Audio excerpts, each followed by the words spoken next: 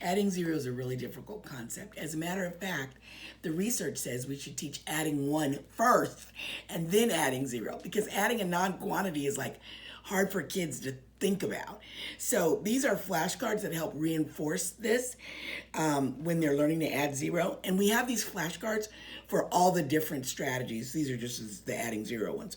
So 0 plus the pumpkin equals 4.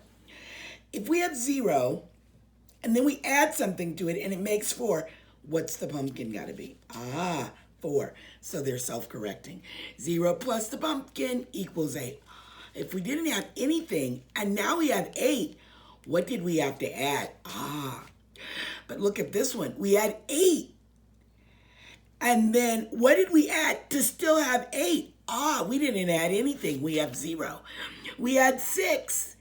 And we added something, and now we still have 6. What could we have added?